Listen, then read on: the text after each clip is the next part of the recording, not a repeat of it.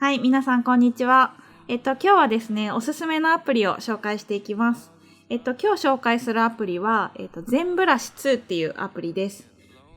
で、このアプリはですね、すっごい達筆な文字だったりとか、あとは筆のアートが簡単に描けるアプリになります。で、今これの、全ブラシ2の値段はですね、360円ですね。360円で買えるので、興味ある人はよかったら買ってみてください。で、この全ブラシでどういうことができるかっていうと、こういうね、すごいリアルな墨汁の感じとかを表現してくれるんですね。で、あとはこういうなんかね、水墨画のアート、水墨画のデザインとかもできます。で、この筆以外の機能っていうのはもうほとんどついてなくって、この筆アートに特化したアプリになります。でね、他のアプリとかで、筆ペンみたいなのとかってあるんですけど、もうそれとはね、比べ物にならないぐらいリアルに描けるので、今日はその筆を使って、いろんなデザインを作っていくっていうのをやっていきたいと思います。でですね、今日はこの全ブラシで描いたイラストを最後デザインのレイアウトに落とし込むところまでやっていくので、今日もちょっと長くなっちゃうんですけど、最後までお付き合いいただけると嬉しいです。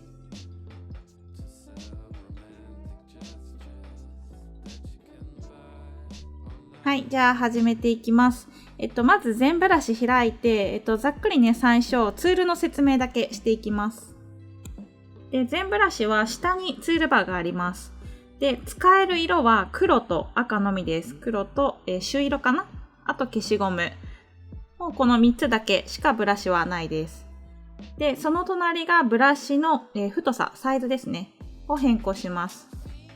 で、その隣がこの墨汁の不透明度です。一番上が真っ黒、2個目がグレーで、最後が白っぽいの。すごい水を含んだ不透明度の低いものになります。で、その隣、最後が、この墨汁の滲み具合です。一番上がすごくウェットで、真ん中がスタンダード。で、一番下がドライのものになります。なんでね、カスカスの文字とか書きたいときは、この一番ドライのやつを使ってください。で、右下にゴミ箱ボタンがあるので、これで初期化です。でね、全ブラシのもう一個面白いのが、すっごいたくさん背景のテンプレートがあるんですよ。こんな感じで黒だったり赤だったりとか金色だったりとかっていうのがあって、調べたんですけど、全部でね、92枚テンプレートがあるそうです。で、例えば、この黒い背景に文字とか、ラインを書いてあげると、勝手に金色になります。で、赤は赤のままかな。背景によって、このブラシの色が勝手に変わってくれます。でですね、この背景の色っていうのは、絵を描いたりとか、文字を書いた後でも、いくらでも変更ができるので、とりあえず最初はね、白い、こういった、ノーマルなやつで描いていくのがいいかなと思います。で、こっからですね、ちょっと絵を描いていくんですけど、今日はね、3つ絵を描いていきます。で、一番最初は、木と花。木と花を描いていきます。黒いブラシで、木を描いていって、赤の墨汁のブラシで、花を描いていくっていう感じでやっていきます。でね、私がこの全ブラシで好きなところは、すごいこの筆圧の感度がいいんですね。なんで、すごい強く描いたりすると、めっちゃ力強い筆の感じが描けるし、あと弱めるとすごい繊細なラインとかが描けるんですね。で、このアップルペンシルを寝かしたり立てたりしても、すごいね、また変わってくるんですよ。なので、本当にね、この筆を操ってるような感覚になるので、それがね、すごい私は気に入ってます。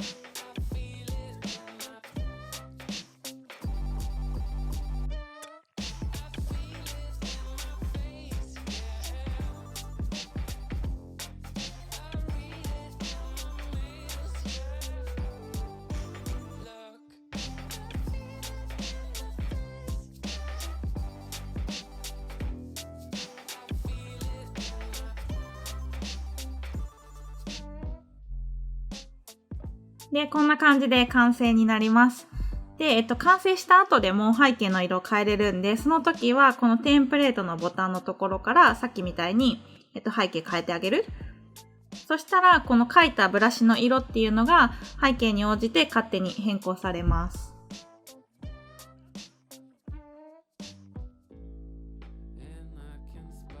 で、この下のタブのところにまたフレームとか色紙とか季節とかって言ってカテゴリー分けされてるので、そこから選んであげてもいいです。でもね、ちょっと今回はシンプルな方がいいかな。なので白ベースのもの、これで、仕上げていきます。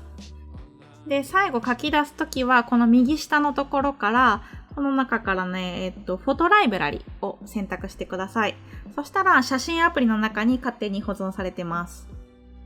こんな感じですね。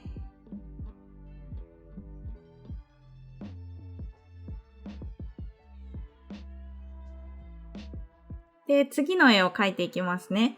次の絵はですね、鶏を描いていきます。何ね、描くか迷ったんですけど、鶏だとちょっと日本画風に描けるかなと思って、鶏にトライしてみました。で、この朱色のブラシで鶏のトサカの部分と、あとはくちばしの下の、あれなんていうんですかね、垂れてるやつです。ブルーブルーしてるやつを描いていきます。これなんて言うんですかね。誰か知ってる人いたら教えてください。で、このですね、朱色の部分以外は黒のブラシで、不透明度をコントロールしながら、重ね塗りするような形で色を塗っていきます。でですね、ちなみに今回はこの全ブラシで、イラストしか描いていかないんですけど、私結構前に全ブラシの紹介を1回していて、その時は文字を書くやり方を紹介してます。私が YouTube 始めて本当に初期の頃なんで、すごいぎこちない喋りなんですけど、よかったらね、それの動画の URL も概要欄の方に載っけておくので、もし興味ある人はそっちの方も見てもらえればいいなと思います。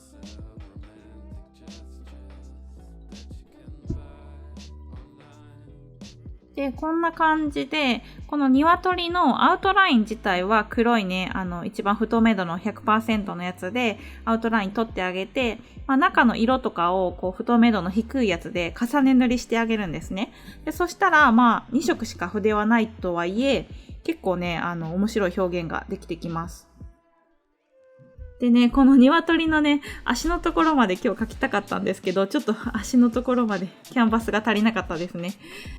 で、全ブラシはですね、一発書きです。一応消しゴムはあるんですけど、後からサイズ調節とかっていうのができないので、要注意ですね。でね、私とかプロクリエイトめっちゃ使いまくってるんで、プロクリエイトって後からでもね、いくらでもサイズ調節ができるんですよね。なんで、それをね、使いすぎちゃうと、こういった時にね、ちょっと失敗しちゃいますね。はい。反省ですね。あんまりやりすぎるとね、アナログに戻れなくなっちゃいますよね。はい。で、今日はね、これでもう気にせずに完成に持っていきます。で、最後はですね、さっきと同じように背景の色とかデザインを変えて、普通にフォトライブラリに JPEG 保存していきます。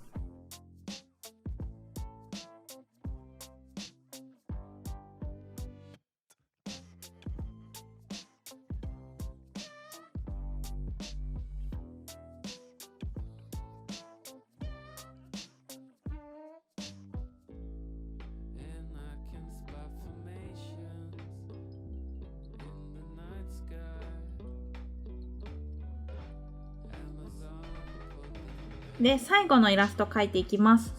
最後はね、黒猫の絵を描いていきます。本当にシンプルな黒猫のシルエットだけの絵を描いていきます。で、この時のブラシの設定は、一番真っ黒のブラシで、あと、にじみのレベルが一番ウェットなやつを使っています。にじみのレベルはウェットとスタンダードとドライです。その中の一番ウェットのやつを使っています。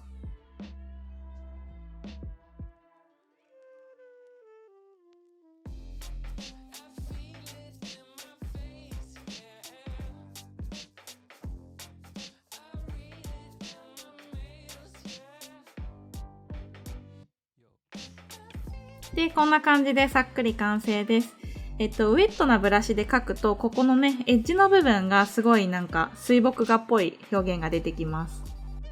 で、この絵に関しては、この後レイアウトを組んでいくので、ピング形式で保存していきます。で、その時は下の書き出し項目の中から他のアプリで開く。で、その中の一番下、ピングの透明な背景を選択して保存してください。で、ここ画像に保存です。で、そしたらフォトライブラリの中に入ってます。でね、これちょっと今背景が透明かどうかっていうのは分かりにくいんですけど、こうやってやってあげると見えるかな？こんな感じで背景透明な感じで保存されてます。で、こっからですね、ちょっと応用編で、この黒猫の絵を使ってレイアウトデザインを組んでいきます。で、その時に使うアプリなんですけど、Adobe の Spark Post っていうのを使います。皆さん、Adobe の Spark Post 覚えてますか？この前ね、つい最近の動画でも紹介したんですけど、Adobe の AI 機能が勝手にですね、すごいおしゃれなレイアウトを作ってくれるっていう魔法のようなアプリです。でね、この時の動画がすごい好評で、なんかみんなコメントとかでもすごいみたいな感じでコメントくれてたので、今日もね、これを使っていくんですけど、もしね、まだこの動画見てない人は概要欄の方に載っけておくので、よかったらそこからジャンプしていってください。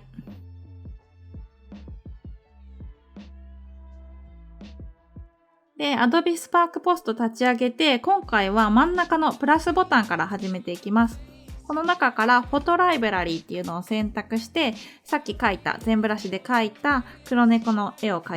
選択していきます。で、一番最初はこの画角を選ぶ項目になるので、横長だったり縦長、この SNS に合わせてサイズ調節を勝手にしてくれます。で、今回は正方形のサイズでやっていきますね。で、画角決めてあげて OK したら勝手にこうやってテキストが出てくるので、この状態でどんどんレイアウトを組んでいきます。このね、猫ちゃんを大きくしてあげて、サイズ調節してあげます。で、こんな感じでサイズ決めて、背景の色も変えれるし、テキストのサイズも変えれるし、もちろんフォントとかも変えることができます。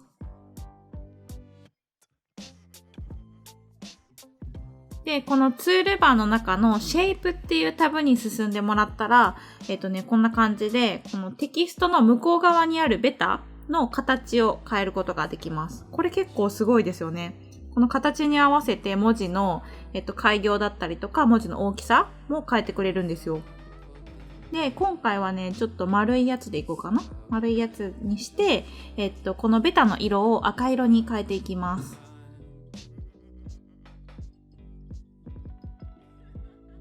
で、このオパーシティっていう項目、これはベタ塗りの不透明度をコントロールできるパネルです。で、こうやってスライドを動かしてあげると結構薄くなっていきますね。で、私これね、乗算加工にしたかったんですけど、そういう乗算だったりとかオーバーレイとか、そういうブレンドモードの設定はまだ Adobe Spark Post できないみたいですね。なので、今回はですね、この不透明度だけでコントロールしていくんですけど、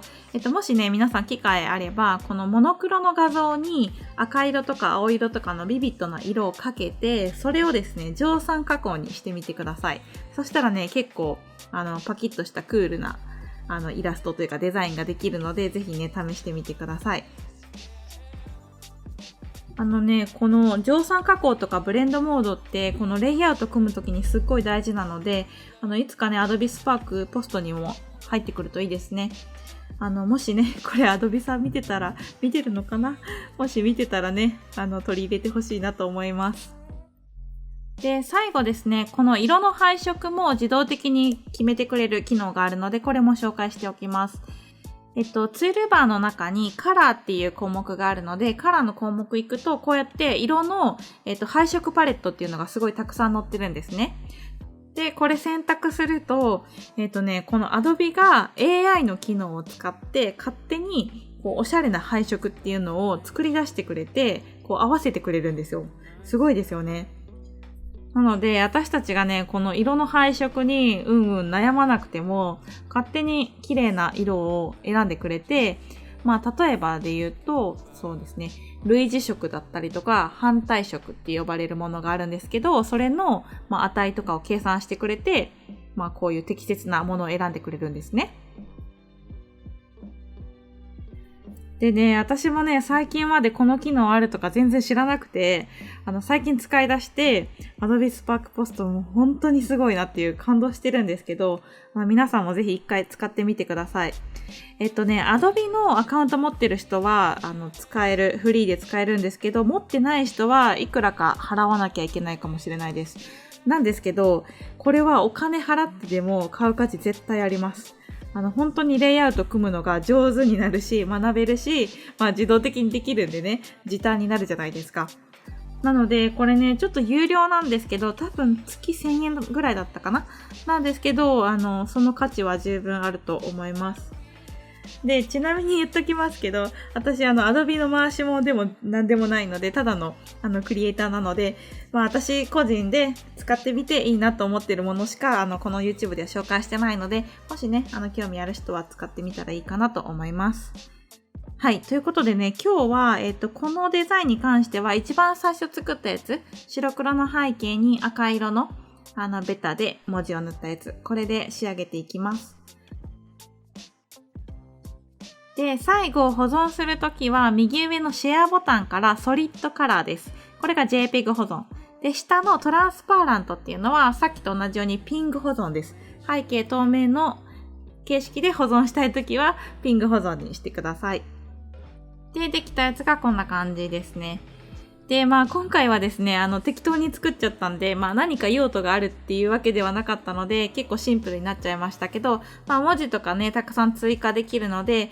この前の動画上げた時に、こういうPOP みたいなのを作りたいっていう質問があったんですね。なので、POP 作りたい時は、この Adobe Spark Post で文字とか追加したりとか、オブジェクト追加したり、画像を載っけたりして、何かそういうね、レイアウトを作っていただければいいかなと思います。はい。ということでですね、今日は以上にしたいと思います。今日はですね、前半の方で全ブラシ2を使って筆アートのイラストを描いて、その後 Adobe Spark Post で、レイアウトデザインを作るっていうのをやってきたんですけど、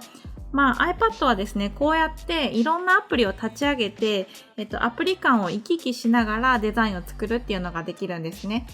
なので、このアプリの特性とかをしっかりと理解しながら、